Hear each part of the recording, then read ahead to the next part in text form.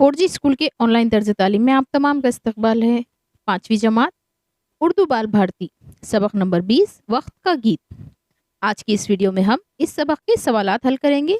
तो चलिए जल्दी से हमारे चैनल 4G स्कूल को सब्सक्राइब कर दीजिए, वीडियो को लाइक करना ना भूलें और इसे अपने दोस्तों या सहेलियों के साथ शेयर ज़रूर करें।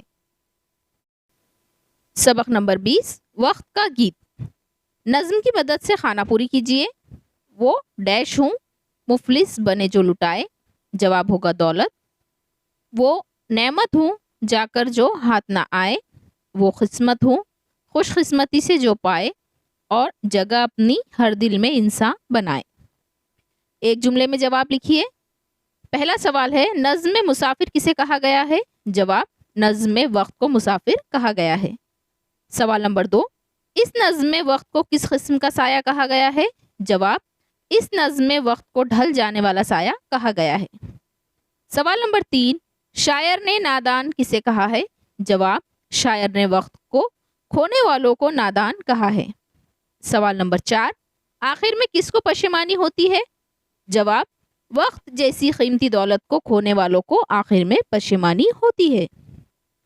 अगला सवाल देखते हैं। दर्जे झेल अशार की तशरीह कीजिए।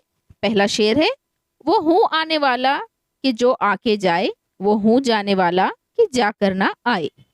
तशरीह इस तरह होगी।